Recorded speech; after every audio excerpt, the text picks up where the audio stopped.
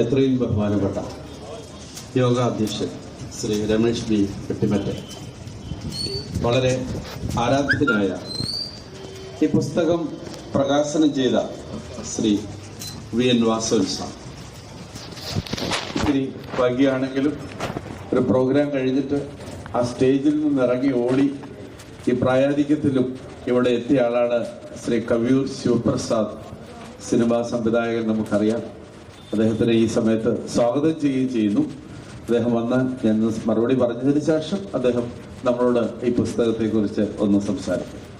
അതുപോലെ ഇത്രയും പ്രിയപ്പെട്ട Shri Thekkinkadu Joseph sir, Shri B Rajan, Shrimati Subhadra Warrier, എൻ്റെ പ്രിയപ്പെട്ട ജെയിംസ്, ഓരോരുത്തരെയും എടുത്തെടുത്ത് പറയേണ്ടതായിട്ടുണ്ട്. പ്രിയപ്പെട്ട സഹോദരങ്ങളെ, ഈ ചില നിരീക്ഷണങ്ങളുണ്ട്. ഓർമ്മയും മറവിയും സഹോദരിമാരാണെന്നൊരു നിരീക്ഷണമുണ്ട്. എപ്പോഴും മരണപ്പെട്ടുകൊണ്ടിരിക്കുന്നത് ഓർമ്മയെന്ന് പറയുന്ന സഹോദരിയാണ്. മറവി ഇങ്ങനെ വളർന്നുകൊണ്ടിരിക്കും. ഇപ്പൊ ചരിത്രത്തിലുള്ള അന്വേഷണങ്ങൾ ഒക്കെ മരിച്ചു പോയിക്കൊണ്ടിരിക്കുന്ന ഓർമ്മയെന്ന സഹോദരിയെ ഒന്ന് പുനർജീവിപ്പിക്കുന്നതിന് വേണ്ടിയുള്ള പരിശ്രമമാണ്. അതിൻ്റെ ഭാഗമായി നടത്തുന്ന ചില അന്വേഷണങ്ങൾ, ഈ അന്വേഷണങ്ങളിൽ പുതിയ പുതിയ പുതിയ പല കാര്യങ്ങളും കണ്ടെത്തുമ്പോൾ ആളുകൾക്ക് വായിക്കുവാനും ഓർമ്മയിലിരിക്കുന്നതിനും ഏറ്റവും ഭംഗിയുള്ള ഒരു ഫോർമാറ്റ് എന്ന് പറയുന്നത് ചരിത്രാഖ്യായികളാണ്. ഞാൻ കേരള ചരിത്രം എഴുതിയിട്ടുണ്ടെങ്കിലും അതുമായി ബന്ധപ്പെട്ട വില്ലാർവട്ടത്തിന്റെ ചരിത്രാഖ്യായ എഴുതുവാനുണ്ടായ ഒരു സാഹചര്യം ആ കാലഘട്ടത്തിനെ മനുഷ്യന് കുറച്ചുകൂടി ഒന്ന് സൗഹൃദമാക്കി കൊടുക്കുന്നതിന് വേണ്ടിയാണ്. അതായത് ചേരന്മാരുടെ കാലത്തും സാമൂതിരിയുടെ കാലത്തും കേരളത്തിൽ സജീവമായിരുന്ന ഒരു ക്രൈസ്തവ രാജവംശമാണ് വില്ലാർവട്ടം രാജവംശം. ഏതാണ്ട് 1100-ലധികം വർഷക്കാലം കേരളത്തിൽ ഈ രാജവംശം നിലനിന്നിരുന്നു. ഇതിന്റെ ഒരു കാലഘട്ടം എനിക്ക് തോന്നുന്നത് കിഴക്കൻ റോമൻ സാമ്രാജ്യത്തിനോട് സമാന്തരമായി ആ കാലഘട്ടത്തിൽ ഉണ്ടായിരുന്ന ഒരു രാജവംശമാണ്. 4-ാം നൂറ്റാണ്ടിൽ എഡേസയിൽ നിന്ന് കേരളത്തിലെത്തിയ സുറിയാനിക്കാർക്ക് കേരളം നൽകിയ സമ്മാനമായിരുന്നു രാജകീയ അവകാശം. കേരളത്തിലെ ചേര ചക്രവർത്തിമാർ കൃത്യമായി അവരുടെ ട്രേഡ് പ്രാവീണ്യം കൃത്യമായി ഉപയോഗിച്ചു. കാരണം അന്ന് ഏറ്റവും അധികം ചരക്ക് ഇവിടുന്ന് വിറ്റുകൊണ്ടിരുന്നത് മെസൊപ്പൊട്ടാമിയയിലേക്കാണ്. അവിടെ നിന്ന് കരമാർഗം യൂറോപ്പിലെ ചന്തകളിലേക്ക് പോയിരുന്നു, കാരവൻ സംഘങ്ങളിൽ കൂടി. അപ്പൊ അതുകൊണ്ട് കേരളത്തിന്റെ ട്രേഡ് വർദ്ധിപ്പിക്കുന്നതിന് വേണ്ടി അന്നത്തെ ചേര ചക്രവർത്തിമാര് 2 പ്രധാനപ്പെട്ട വർത്തക സംഘങ്ങളെ, ട്രേഡ് ഗിൽഡുകളെ രൂപപ്പെടുത്തി. അതിലൊന്ന് അഞ്ചുവണ്ണം, മറ്റൊന്ന് മണിഗ്രാമം. അഞ്ചുവണ്ണം എന്നത് അക്കാലത്തിലൂടെ ഉണ്ടായിരുന്ന ജൂതന്മാരുടെ ട്രേഡ് ഗിൽഡാണ്. സുറിയാനിക്കാർ ഇവിടെ എത്തിയപ്പോൾ അവർക്കൊരു ട്രേഡ് ഗിൽഡ് കൊടുത്തു. അതിന്റെ പേരാണ് മണിഗ്രാമം. ഈ 2 മണിഗ്രാമം, ഈ 2 വർത്തക സംഘങ്ങൾ മുഖേന കേരളത്തിന്റെ എക്സ്പോർട്ട് വർദ്ധിപ്പിക്കുക. സ്വാഭാവികമായിട്ട് നമുക്കൊരു ചിന്തയുണ്ട്, ഇതിനു മാത്രം കുരുമുളക് യൂറോപ്പിൽ എന്തിനാ കൊണ്ടുപോകുന്നുള്ളത്. നമുക്ക് ഈ കുരുമുളകിന്റെ ആകെ അറിയാവുന്ന ഒരു ഉപയോഗം ഇങ്ങനെ ഓംലെറ്റിന്റെ പുറത്ത് ഇങ്ങനെ ചെറുതായിട്ടൊന്ന് വെതറാൻ മാത്രമാണ് നമുക്കറിയാവുന്നത്. പക്ഷെ ആ കാലഘട്ടത്തിൽ യൂറോപ്പിൽ തണുപ്പ് കാലത്ത് മനുഷ്യർക്ക് ജീവിക്കണമെന്നുണ്ടെങ്കിൽ, ഇപ്പോഴും കാശ്മീരിലൊക്കെ പോയാലത് കാണാം. തണുപ്പ് തുടങ്ങുന്നതിന് മുമ്പ് കാശ്മീരിൽ നിന്ന് ആടുകളെ മുഴുവൻ ജമ്മുവിലേക്ക് കൊണ്ടുവരും. തണുപ്പ് കാലം കഴിയുമ്പോഴേ തിരിച്ചു കൊണ്ടുപോകത്തില്ല. കാരണം തണുപ്പ് കാലത്ത് അവിടെ ഒരു പുൽനാമ്പ് പോലും കിളിക്കില്ല. ഇതേ പ്രശ്നമായിരുന്നു. അന്ന് റെഫ്രിജറേറ്റർ ഇല്ല. യൂറോപ്പിലെ ജനങ്ങൾക്ക് വിന്ററിന് മുമ്പായി അവർ മാംസം പ്രിസർവ് ചെയ്ത് വെക്കും. മാംസം കഴിക്കാതെ അവർക്ക് ഇരിക്കാനൊക്കെ ഇല്ല. കാരണം ഈ തണുപ്പത്ത് പ്രോട്ടീൻ വേണം. അതുകൊണ്ട് മാംസം പ്രിസർവ് ചെയ്യുന്നതിന് വേണ്ടി ഈ കേരളത്തിലുണ്ടാകുന്ന കുരുമുളകും ഉപ്പും കൂടി ചേർത്തിട്ടാണ് മാംസം പ്രിസർവ് ചെയ്യുന്നത്. അതുകൊണ്ടാണ് ഈ പാശ്ചാത്യർ മുഴുവൻ ഇവിടെ വന്ന് കേരളത്തിന്റെ കുരുമുളകിന് വേണ്ടി ക്യൂ നിന്നത്. അതുകൊണ്ട് കേരളത്തിന്റെ ചേര രാജാക്കന്മാരുടെ ഏറ്റവും വലിയ വരുമാനം ഈ വിദേശ എക്സ്പോർട്ടായിരുന്നു. അതിനുവേണ്ടി 2 പ്രധാനപ്പെട്ട കോർപ്പറേഷനുകളെ, മണിഗ്രാമത്തിനെ, അഞ്ചുവണ്ണത്തിനെ. അപ്പൊ സുറിയാനിക്കാർ ഇവിടെ വന്നപ്പോ ഞാൻ വിചാരിക്കുന്നില്ല ചേര രാജാക്കന്മാർക്ക് അവരോടൊരു ഔദാര്യം കൊണ്ടാണ് അവരെ ചെയ്തത്. കാരണം ചേര രാജാക്കന്മാർക്ക് അത് ആവശ്യമായിരുന്നു. ഞാൻ ആ വിഷയത്തിലേക്ക് ഇറങ്ങുന്നില്ല. അപ്പൊ കേരള ചരിത്രത്തിൽ ഉടനീളം ഈ വില്ലാർവട്ടം രാജവംശത്തിന്റെ പാദമുദ്രകളുണ്ട്. ഇവിടെ പുസ്തകം പ്രകാശനം ചെയ്തപ്പോഴും വാസവൻ സാറൊക്കെ പറഞ്ഞ ചില കാര്യങ്ങളുണ്ട്. വേണ്ടത്ര അന്വേഷണങ്ങൾ ഈ മേഖലകളിൽ നടന്നിട്ടില്ല എന്നുള്ളത് ശരിയാണ്. അപ്പോ ഈ വില്ലാർവട്ടം രാജവംശത്തിന്റെ മൂലസ്ഥാനം അത് തുടങ്ങിയത് ചേന്നമംഗലത്താണ്, കൊടുങ്ങല്ലൂരിനടുത്തുള്ള ചേന്നമംഗലം. പിന്നീട് അവിടെ നിന്ന് വില്ലാർവട്ടം രാജവംശം അവിടെ നിന്ന് ഇവിടെ ഉദയംപേരൂരിലേക്ക് പോയി. വന്തേരിയിലായിരുന്നു ആ കാലഘട്ടത്ത് പെരുമ്പടപ്പ് സ്വരൂപം, അതായത് ഇന്നത്തെ കൊച്ചി രാജവംശം. അവര് വന്തേരിയിൽ നിന്ന് തൃപ്പൂണിത്തറയ്ക്ക് പോയി. അപ്പൊ തൃപ്പൂണിത്തറയിൽ നമുക്ക് എറണാകുളത്തിന് പോകുന്ന വഴിക്കട്ടെ, തൃപ്പൂണിത്തറ ഉദയംപേരൂർ അടുത്തടുത്ത രണ്ട് സ്ഥലം, രണ്ട് രാജകൊട്ടാരങ്ങളാണ് അടുത്തടുത്തുണ്ടായത്. അപ്പോ ഉദയംപേരൂർ ആസ്ഥാനമാക്കി വില്ലാർവട്ടം രാജവംശം. ഈ രാജവംശത്തിൽ ക്രൈത്തോമ മുതൽ ഇങ്ങോട്ടുള്ള തോമ രാജാക്കന്മാരാണ് ഭരിച്ചിരുന്നത്. ഇന്നും ഉദയംപേരൂർ വഴി പോകുമ്പോൾ വണ്ടി ഒന്ന് നിർത്തിയാൽ നല്ലതാണ്. പഴയ സുനോദോസ് പള്ളിയുണ്ട്. ആ പള്ളിയുടെ മധുബഹയ്ക്കകത്ത് ഇതിനകത്ത് 3 രാജാക്കന്മാരെ അടക്കം ചെയ്തിരിക്കുന്നു എന്ന് എഴുതി വെച്ചിട്ടുണ്ട്. ഏറ്റവും അവസാനത്തെ രാജാവിന്റെ തോമ മാത്രമുള്ള രാജാവ്. എല്ലാ രാജാക്കന്മാരെയും തോമ എന്ന് ചേർത്താണ് അറിയപ്പെടുന്നത്. ക്രൈസ്തവൻ പാരമ്പര്യത്തിൽ നിന്നുള്ള ഇത് ചരിത്രരേഖയാണ്. കാരണം സി അച്യുതമേനോന്റെ കൊച്ചിൻ സ്റ്റേറ്റ് മാനുവലിലൊക്കെ അദ്ദേഹം എഴുതിയിരിക്കുന്നത്, അദ്ദേഹം വ്യക്തമാക്കിയിരിക്കുന്നത് ചേന്നമംഗലത്ത് നിന്ന് വില്ലാർവട്ടം രാജവംശം ഉദയംപേരൂരിലേക്ക് മാറി. അതിന് കാരണം അന്നത്തെ അവിടുത്തെ ചില രാഷ്ട്രീയമായ അസന്തുലിതാവസ്ഥ മൂലമാണ് അതൊക്കെ സംഭവിച്ചത്. അപ്പൊ ധാരാളം നിരീക്ഷണങ്ങളുള്ളത്. പോർച്ചുഗീസുകാര് കേരളത്തിലെത്തുമ്പോൾ പൗരസ്ത്യ ദേശത്ത് വളരെ പ്രസിദ്ധമായ ക്രൈസ്തവ രാജവംശത്തിനെ തേടിയാണ് പോർച്ചുഗീസുകാർ കേരളത്തിൽ. ഇവിടെ വന്നപ്പോൾ തന്നെ വാസ്കോഡിഗാമ കാപ്പാട് ഇറങ്ങിയപ്പോൾ തന്നെ അദ്ദേഹം പത്തിയൂർ ക്ഷേത്രത്തിലേക്കാണ് കയറി പോയത്.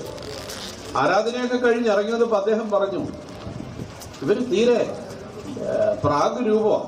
കാരണം അദ്ദേഹം അവിടെ കണ്ടിട്ടുള്ള അമ്മമേരിയുടെ പള്ളി മാതിരിയുള്ളതല്ല ഈ ക്ഷേത്രത്തിനകത്ത്. അപ്പൊ ഇനി കുറെ കൂടി ഇവര് ഡെവലപ്പ് ചെയ്യാനുണ്ടെന്നാണ് അദ്ദേഹം. കാരണം അദ്ദേഹം അവിടെ പത്തിയൂർ ക്ഷേത്രത്തിൽ ആരാധന കഴിഞ്ഞിറങ്ങിയപ്പോഴും അദ്ദേഹം ധരിച്ചത് മുട്ടിന്മേൽ നിന്ന് പ്രാർത്ഥിച്ചപ്പോൾ അത് പള്ളിയാണെന്നോർത്തായിരുന്നു. കാരണം ഇവിടെ നിന്ന് പോയ കപ്പലുകളിൽ കൂടി പാശ്ചാത്യ രാജ്യത്ത് വളരെ പ്രസിദ്ധമാണ് കേരളത്തിലെ വില്ലാർവട്ടം രാജവംശം. വിലാട്ടികളെന്നാണ് അവരെ വിളിച്ചിരുന്നത്. ഇതിനെക്കുറിച്ച് സാമൂതിരിയുടെ രേഖകളിലുണ്ട്. വില്ലാർവട്ടം സ്വരൂപം ഇരിക്കുന്ന പ്രദേശത്ത് കയറി കൊള്ളിവെപ്പ് നടത്തിയതിനും വള്ളം മോഷ്ടിച്ചതിനും അത് KJ ജോണിന്റെ ക്രിസ്ത്യൻ ഹെറിറ്റേജ് എന്ന് പറഞ്ഞ പുസ്തകം, ഇതൊക്കെ 1900-കളിലൊക്കെ ആദ്യങ്ങളിലും 1800-കൾക്ക് എഴുതിയ പുസ്തകങ്ങളാണ്. അതിലൊക്കെ അത് രേഖപ്പെടുത്തിയിട്ടുള്ളത് കൊള്ളിവെച്ചതിനും തോണി മോഷ്ടിച്ചതിനും സാമൂതിരി ശിക്ഷിച്ചതായിട്ട് രേഖകളുണ്ട്. അതുപോലെ വീരരാഘവ പട്ടേൽ, അതേക്കുറിച്ച് പറയുന്നത് ഈ ഓച്ചന്തുരുത്ത് ശ്രീ ജോൺ ഓച്ചന്തുരുത്ത് അക്കാലത്ത് എഴുതിയത് ഈ വീരരാഘവട്ടയും പുതുക്കി കൊടുത്തത് മണിഗ്രാമത്തിന്റെ ഉടമസ്ഥരായ ഈ വില്ലാർവട്ടം രാജവംശത്തിനായി. അതുപോലെ വില്ലാർവട്ടത്തിലെ കൊട്ടാരവൈദ്യനായ ഓണാട്ടുകര തരകനെ കുറിച്ച് വളരെ വിശദമായിട്ട് എഴുതിയത് എം ഒ ജോസഫ് നെടുങ്കണ്ടം. അദ്ദേഹത്തിന്റെ പുസ്തകത്തിൽ അദ്ദേഹം പറയുന്നത് ചേന്നമംഗലം വില്ലേജിലെ രേഖകൾ മറ്റു പുരാരേഖകളും ഒക്കെ എടുത്തിട്ട് അദ്ദേഹം പറഞ്ഞിരിക്കുന്നത് ഈ ഓണാട്ടുകര തരകന്റെ അളിയൻ സഹോദരിയെ കെട്ടിരിക്കും. ഓണാട്ടുകര തരകൻ എന്ന് പറഞ്ഞത് വില്ലാർവട്ടം രാജവംശത്തിലെ കൊട്ടാരവൈദ്യനാണ്. അദ്ദേഹത്തിന്റെ അളിയനായിരുന്ന അവിടുത്തെ പടത്തലവൻ. അപ്പോ അദ്ദേഹത്തിന്റെ പടത്തലവനെ കുറിച്ച് പറയുന്നുണ്ട്. ഈ ഓണാട്ടുകര തലവൻ തൃശ്ശൂർ വെച്ച് കൊച്ചി രാജാവിനെ രക്ഷിച്ച ചരിത്രം വളരെ ഭംഗിയായിട്ട് അദ്ദേഹം എഴുതിയിട്ടുണ്ട്.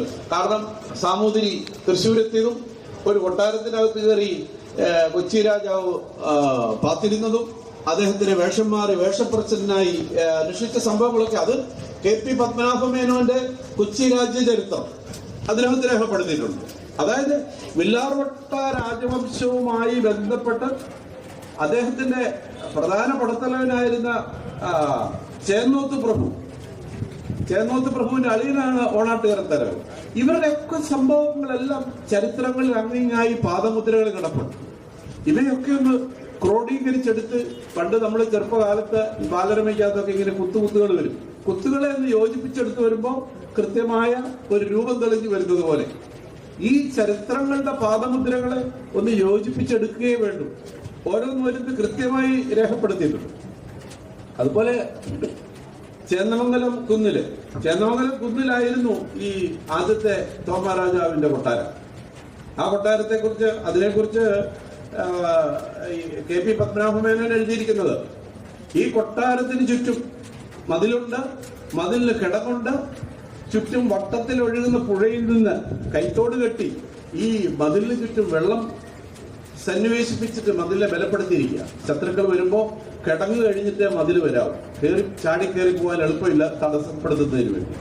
അതിനകത്തുനിന്ന് രഹസ്യ ഗുഹയുണ്ട്, ഒന്ന് ചേന്നമംഗലം പള്ളിയിലോട്ടും മറ്റൊന്ന് പുഴയിലേക്കും.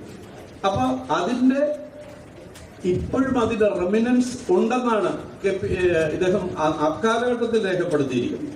അപ്പോ ഞാൻ പറഞ്ഞു വരുന്നത്, പിന്നീട് ഇങ്ങോട്ട് വന്നു കഴിഞ്ഞപ്പോ ഈ വില്ലാർവട്ടം രാജവംശം, ഞാൻ ചരിത്രപരമായി അങ്ങിങ്ങോട്ട് ചില പൊട്ടുകൾ മാത്രം നിങ്ങളുടെ ശ്രദ്ധയിൽ കൊണ്ടുവരും. വില്ലാർവട്ടം രാജവംശം ഇല്ലാതായതിനു ശേഷം അത് കൊച്ചി രാജവംശത്തിൽ ലയിച്ചു, അവരെ ഏറ്റെടുത്തതിന്റെ സാഹചര്യമാണ് ഇവിടെ വസന്ത് സാർ അതിനെ കുറിച്ച് വിശദമായിട്ട് പറഞ്ഞു. അപ്പോ ആ രാജവംശം കൊച്ചി രാജവംശത്തിൽ ലയിച്ചതിന് ശേഷം ഇവിടെ വന്ന പോർച്ചുഗീസ് ബിഷപ്പ് അദ്ദേഹം കൊച്ചി രാജാവുമായിട്ട് സംസാരിക്കുന്ന ചില സംസാരങ്ങൾ രേഖപ്പെടുത്തിയിട്ടുണ്ട്. അവർ തമ്മിലുള്ള ടോക്ക്. ആ സംസാരത്തിൽ പറയുന്നത്, ഈ വില്ലാർവട്ടം നിങ്ങൾ ഏറ്റെടുത്തതോടുകൂടി അവിടുത്തെ സുറിയാനിക്കാരെ സംരക്ഷിക്കേണ്ട ചുമതല നിങ്ങൾക്കുണ്ടല്ലോ എന്നാണ് അവരുടെ സംസാരം രേഖപ്പെടുത്തിയിട്ടുള്ളത്. അത് തന്നെയല്ല, വില്ലാർവട്ടം രാജവംശത്തിനെ കുറിച്ച് ഏറ്റവും പഴക്കമുള്ള 2 രേഖകളുണ്ട്. അതിലൊന്ന് 1330 ഏപ്രിൽ മാസം 8-ാം തീയതി ജോൺ 22-ാം പാപ്പ വില്ലാർവട്ടത്തെ രാജാവിന് ഒരു കത്തയച്ചു. യേശുവിൽ പ്രിയ ടോമായെന്നും പറഞ്ഞാണ് അത് അഡ്രസ് ചെയ്തിരിക്കുന്നത്. പിന്നുള്ളത് 1439 യൂജിയൻ 4-ാമൻ മാർപ്പാപ്പ അദ്ദേഹവും വില്ലാർവട്ടത്തെ രാജാവിന് ഒരു കത്തയച്ചു. അപ്പോ ആ കത്തുകളെല്ലാം ഇപ്പോഴും അവൈലബിൾ ആണ്. ഇപ്പൊ വത്തിക്കാൻ ലൈബ്രറിയിലുണ്ട്. അത് കൂടാതെ അത് ഇവിടെ പ്രസിദ്ധീകരിച്ചിട്ടുണ്ട്.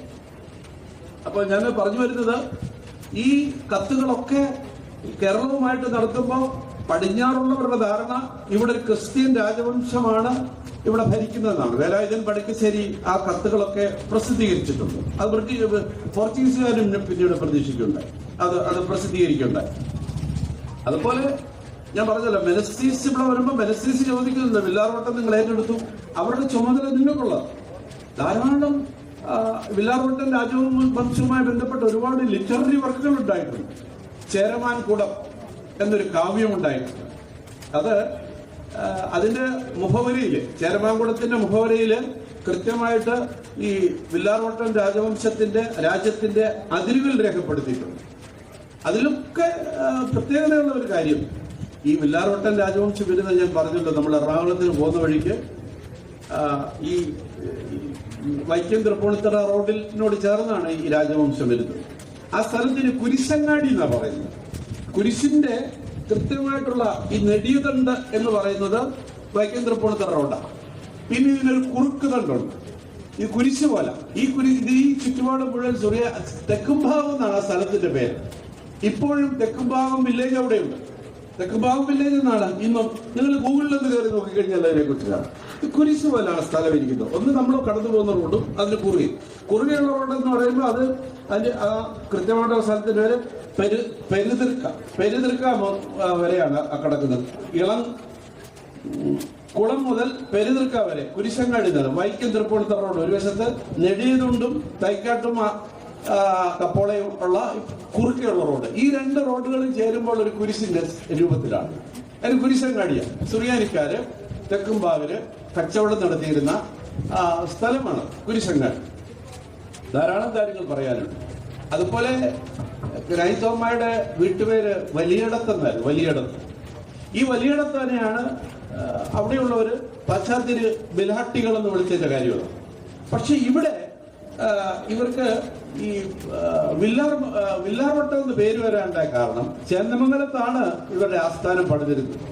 ചേന്നമംഗലത്ത് ആസ്ഥാനം പണിതിരുമ്പോ ഈ പുഴ ഒഴുകുന്നത് ഇങ്ങനെ വില്ല് പോലെ ചേന്നമംഗലത്തിന് വളഞ്ഞ ഒഴുകുന്നത്.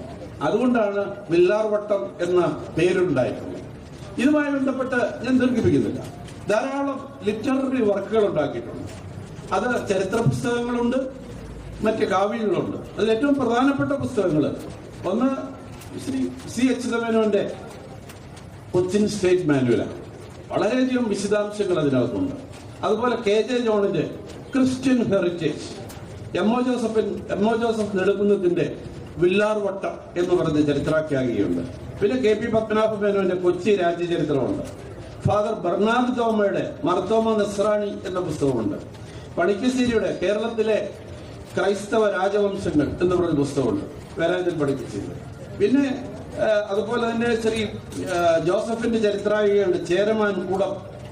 അതുപോലെ സുറിയാനി കേരള പ്രവേശം, അപ്പൻ തമ്പുരാന്റെ കൊച്ചി രാജ്യ ചരിത്രങ്ങൾ, ഇങ്ങനെ തുടങ്ങി ഒരുപാട് ചരിത്ര പുസ്തകങ്ങൾ. ഈ ചരിത്ര പുസ്തകങ്ങൾക്ക് എനിക്ക് തോന്നുന്നു കഴിഞ്ഞ ഒരു 10-15 വർഷങ്ങളായി ശ്രീൻ മാനുവൽ എന്ന പുസ്തകത്തിന്റെ പ്രവർത്തന വർക്കുമായി ബന്ധപ്പെട്ട് തുടങ്ങിയ അന്വേഷണങ്ങളാണ്. ഇവയിലെല്ലാം അങ്ങിങ്ങായി പാദമുദ്രകളാണ് കിടക്കുന്നത്. ഇവയൊക്കെ ഒന്ന് കൂട്ടി യോജിപ്പിച്ചെടുക്കുക വേണ്ടി 1800-കൾക്ക് ശേഷം ആ കാലഘട്ടത്തിൽ തന്നെ ഇവയെ കൂട്ടി യോജിപ്പിക്കുവാനായിട്ടുള്ള ഒരുപാട് ശ്രമങ്ങൾ നടന്നിട്ടുണ്ട്. ധാരാളം കാവ്യങ്ങൾ ഉണ്ടായിട്ടുണ്ട്. കട്ടക്കയത്തിന്റെ വില്ലാർവട്ടം എന്നൊരു നാടകം, പഴയ കട്ടക്കയം ക്രൈസ്തവ കവി, അദ്ദേഹത്തിന്റെ വില്ലാർവട്ടം എന്നൊരു നാടകമുണ്ട്. അതുപോലെ 1894 P.K. ജോസഫ് എഴുതിയ വില്ലാർവട്ട ചക്രവർത്തി എന്ന ഒരു ചരിത്രാഖ്യാഗിയുണ്ട്.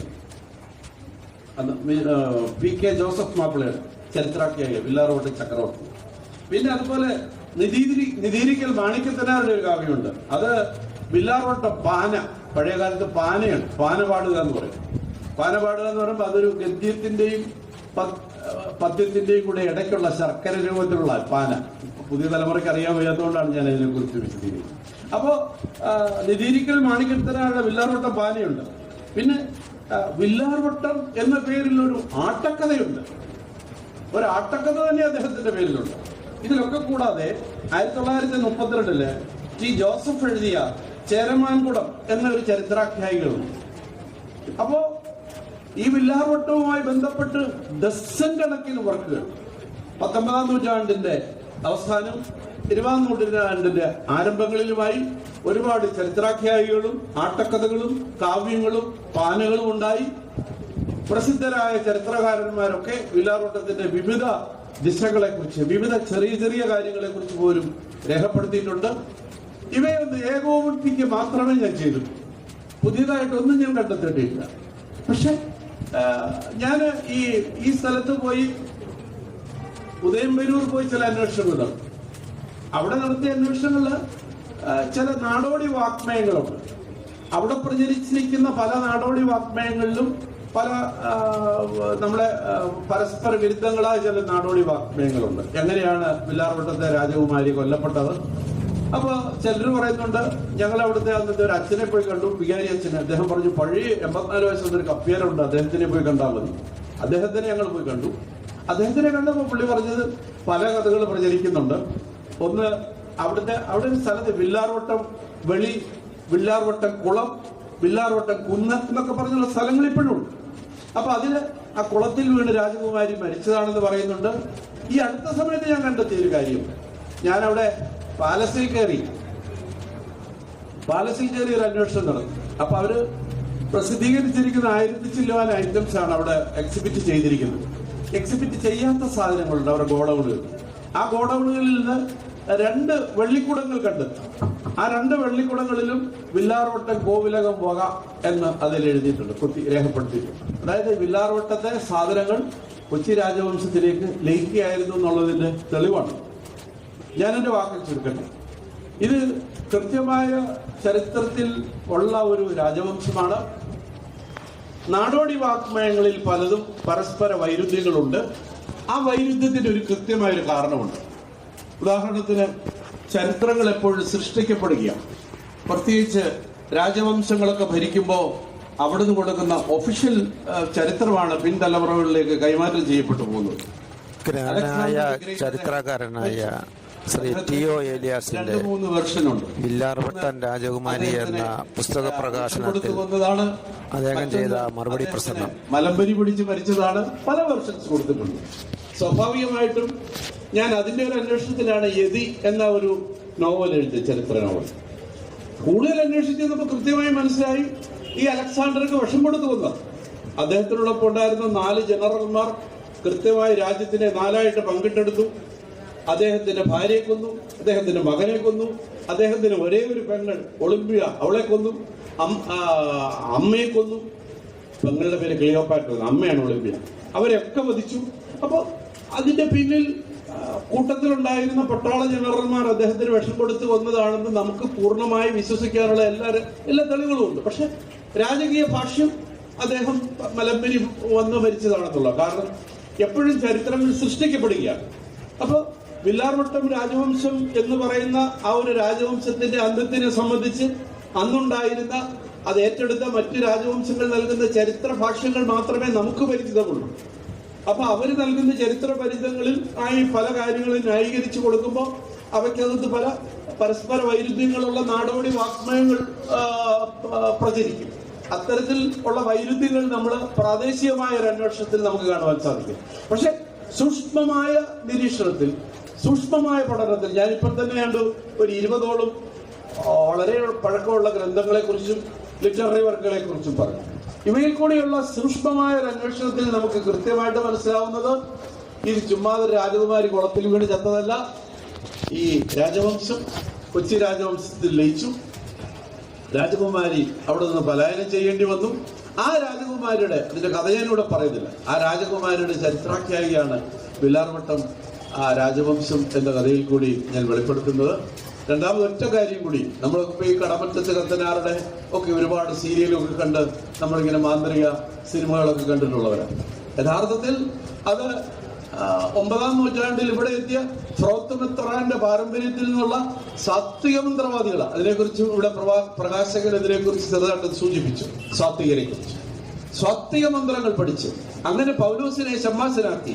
പൗലോസിൽ കൂടി കടമറ്റത്തെ മാന്ത്രിക പാരമ്പര്യമുണ്ടായത്. ഇതൊക്കെ കേരളത്തിന്റെ ചരിത്രമാണ്. 2 തരം മന്ത്രങ്ങളുണ്ട്. നമ്മളിപ്പോ കടമറ്റത്തെ ഒത്തനാട് പറഞ്ഞാൽ അദ്ദേഹം ദുർമന്ത്രവാദിയല്ല, സാത്വിക മന്ത്രങ്ങളുള്ളവരാണ്. അപ്പൊ സാത്വിക മന്ത്രവാദിയായിരുന്ന ഒരു മന്ത്രവാദത്തിന്റെ തലമുറ തന്നെ ഇതിൽ നിന്ന് വന്നിട്ടുള്ള. ഇതിനകത്ത് ഈ നോവലിനകത്ത് അവരെ കുറിച്ചൊക്കെ ഉള്ള പരാമർശനങ്ങളുണ്ട്. ഞാനൊരു വാക്കിൽ ചുരുക്കട്ടെ.